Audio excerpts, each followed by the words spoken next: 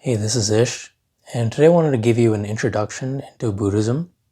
So today I'll be talking about the Buddha's journey as well as some of the key concepts of Buddhism.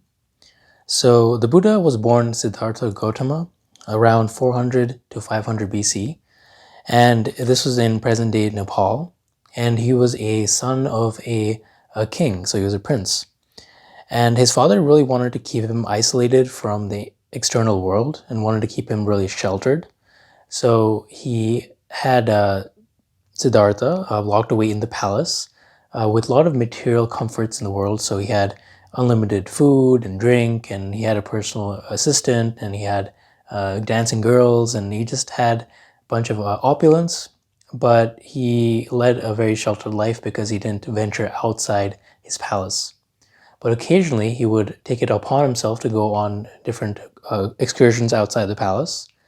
And it was through that he saw suffering in the world, because he wasn't really accustomed to that in his little privileged palace. So he saw a sick man on the street, he saw an aging man on the street, and he saw a person that was dying on the street. So that kind of shocked him, because in his palace everything was kept very safe, and people that were falling sick were hidden from him, so they were replaced very easily. So this is the first time he was seeing suffering in the human condition. So he got really curious about that. He said, okay, why is this, happening? So then he started taking more excursions and visits outside the palace. And he noticed that there were a lot of ascetics or sadhus or holy men. And these were kind of like the modern day sadhus, but they have like long hair, the Indians, and the robes, and they just wear like a loincloth. And they don't really have a house. They just wander around the streets. And they live kind of like a harsh life, but he saw that they were very accustomed to in the midst of suffering, so they're actually thriving and doing well. So he was curious about that. So he wanted to study under them, and he decided to leave his palace and study under a few holy men who were practicing yoga, and they were living a very minimalist lifestyle that was also very harsh. They were just out on the street and kind of starving themselves and putting themselves through like kind of like torture situations in the name of finding enlightenment. So when the Buddha kind of followed this path, he found that he wasn't getting the spiritual knowledge from following an aesthetic path. So this is when he came up with more of a middle ground approach of finding enlightenment through moderation, because you don't want to have a lot of material abundance and not have an inner spiritual life, and you don't want to necessarily put yourself through a lot of unnecessary hardship either. So it's very hard to meditate when you're like starving and you're just like really cold and all that. So obviously take care of the body and then find a middle path. And it was through his whole journey that he eventually came to a Bodhi tree, and he just meditated until he reached enlightenment. And then once he did, he started to teach different people his teachings and what he learned. So his core tenet of teaching is the Four Noble Truths. So they go as follows. So the first noble truth is dukkha, or suffering. And this just says that in the cyclical nature of life, suffering is just there, just what it is. People fall sick, people grow old, and there's different things of the impermanence of life. There are good and bad things, and suffering is just part of it. So it's good to accept suffering. Second noble truth is samodaya, which is the suffering that comes from craving, desire, or attachment. So unlike the just natural suffering that occurs to life, this suffering is caused by your attachment to things. And it's not attachment just to good things, but also bad things as well. So it's both attachment and aversions. So you can create your suffering through desire and craving, and that causes affliction in your mind. The third noble truth is nirodha, which is cessation. And this cessation occurs through letting go of attachments. And you may have heard of this term in the Yoga Sutras. So one of the first few Yoga Sutras is Yogas Chitta Vritti Nirodha, which means yoga is the quietening of the fluctuations of the mind. So it's very similar in this aspect. So you want to learn how to control the craving and mental fluctuations of the mind, and that's something Buddhism will teach you. And lastly, the fourth noble truth is magga, which is path. And this is the Noble Eightfold Path you can take on to let go of attachments and stop the cycle of suffering. So what are these Noble Eightfold Paths? So they are the right view, the right intention, the right speech, the right action, the right livelihood, the right effort, the right mindfulness, and lastly, the right concentration.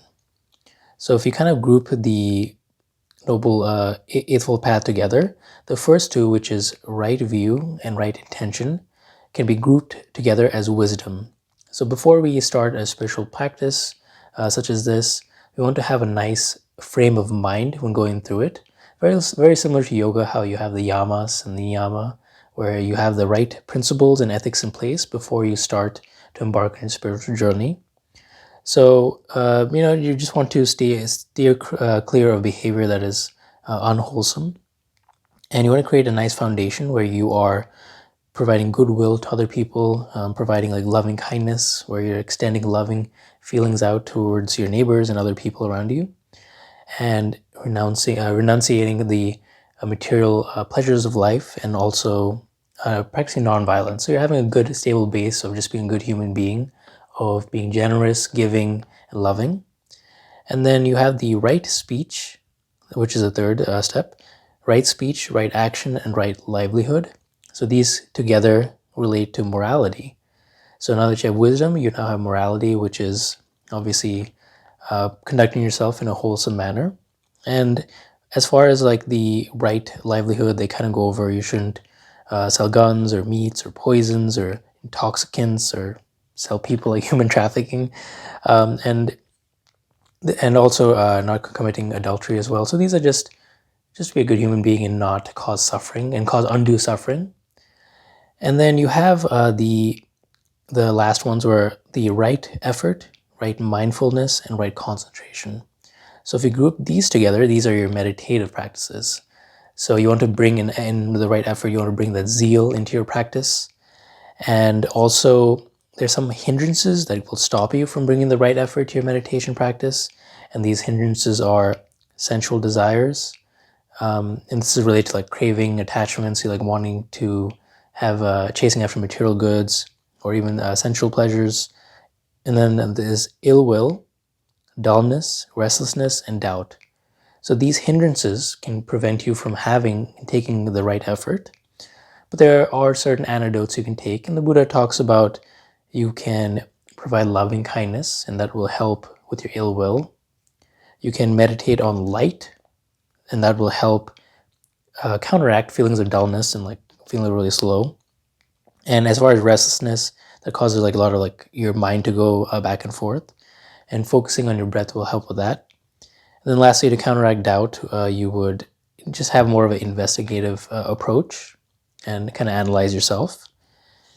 And then as far as like the mindfulness goes, there are different practices you can take on. So the Buddha talks a lot about Anapanasati, which is a practice that's formed in a lot of Vipassana schools. So that's something Buddha taught. And all you're simply doing is focusing on one pointed focus. So you can focus on the inhale as your breath hits your nose, and then as you exhale. So that's just one practice. And the more you can concentrate on that one pointed focus, you bring your breath back to noticing your breath.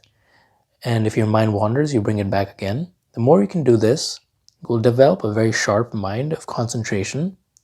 And eventually that concentration will build to dhyan, or the meditative absorption state, eventually leading up to samadhi, which is the awakening. So it's very step-by-step, very similar to 8 limbs of yoga. And in addition to this, the Buddha also talks about the 5 precepts. This is not something that you necessarily have to take as just practicing Buddhist, but especially for monks in particular, it's kind of like an added step. And these precepts are, obviously don't take life, so don't kill others. So a lot of Buddhists follow a vegetarian diet. The second would be don't steal, pretty self-explanatory. Don't commit adultery, do not lie, and then don't consume liquor or other intoxicants. And that's just so that your mind isn't controlled by like another substance. So you want to bring your attention to be a very clear function. So that's just kind of like a good introduction to Buddhism. Obviously, there's a lot more I can talk about more in depth, but just understanding the Four Noble Truths and understanding suffering, and then understanding the Eightfold Path you can take will be really helpful. So you can start to see in your own life, where can you align yourself to be more wholesome? What actions can you take? What intentions can you take? Can you speak the truth and then also perform good deeds, both in word and action and thought? And then can you also start the meditation practice, which is very integral to Buddhism? And by following these steps, you can slowly start to peel away from suffering. I mean, suffering is there anyways, but you have a better grasp on it and you're more have that equanimity present. So I hope this helps and venture you to explore more into Buddhism. Thanks.